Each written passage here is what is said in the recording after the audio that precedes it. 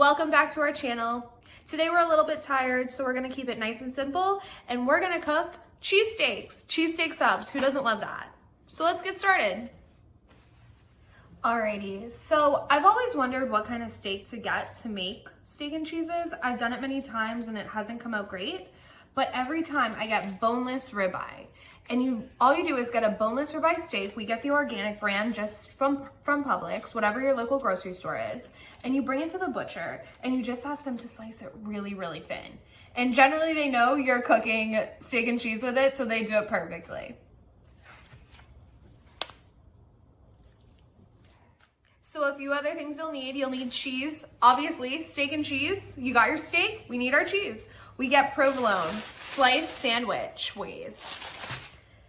I actually try to be as dairy-free as possible, so I get the Follow Your Heart provolone. And then you need some sub rolls. Try to get fresh from the bakery, it makes all the difference.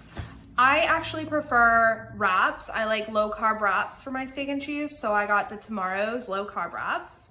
And then you'll need an onion chopped finely, and we like to use Montreal steak seasoning. These are the wraps that I love. If you follow Weight Watchers, they're 1 point, and they're super low carb, and you can't even tell they're amazing. The first step is to brown your onion that you diced finely.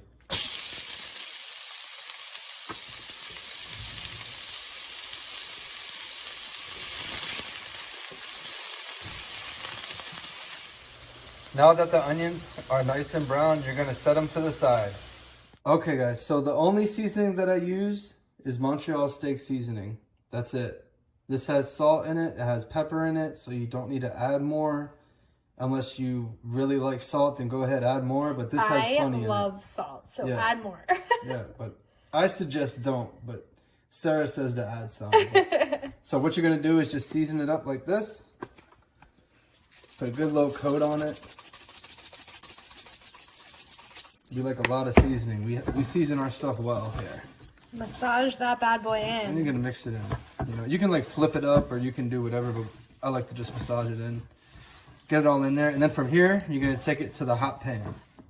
Okay guys, so as you can see, I've cut the bread nice and concave. So I've taken a piece of roll and I've cut along the seam right here. And then I just pick out the extra bread pieces inside.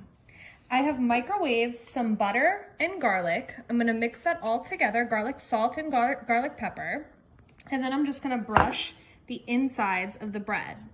I have preheated the oven to 400 degrees, and I'm going to bake this for about 7 minutes until the bread gets nice and toasty and buttery. All right, guys, these just came right out of the oven. Look at how beautiful they are, nice and golden brown and buttery. These are gonna make the perfect base for your steak and cheeses. All right, guys, so we have our nice toasted rolls. I'm gonna add some light mayo. I'm just gonna coat the bottoms with light mayo to add some nice moisture. If you don't like mayo, keep this step out, but it really adds a nice flavor to your end goal.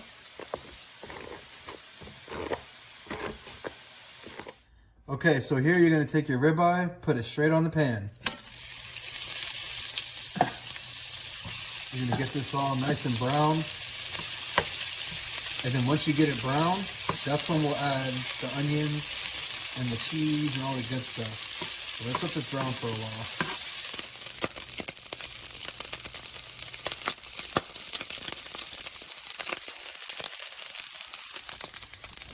while. Okay, here you're gonna add half your onions.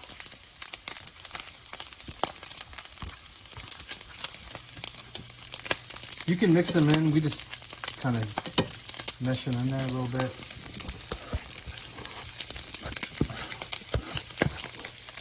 I know I'm blocking it on them. There you go. Kind of get it all in there. Nice even coat.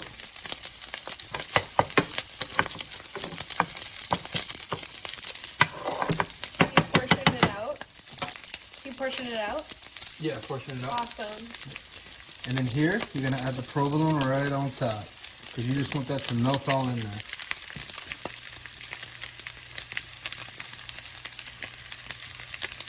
All right, we're gonna let that sit for about 2 to 3 minutes.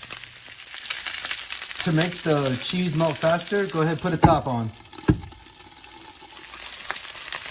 All right, here you're gonna try to get it all in one scoop. It's hard, but get it all in one scoop. Get what you can, and then you're just gonna kind of let that fall right in there like that. And let the rest of this. Real sloppy, that's the way we want it. Gonna stuff it in there. Get it nice and filled up. Get all the meat in there. And here we're gonna go ahead and do the wrap. Same thing, just gonna take what you can because it's sloppy.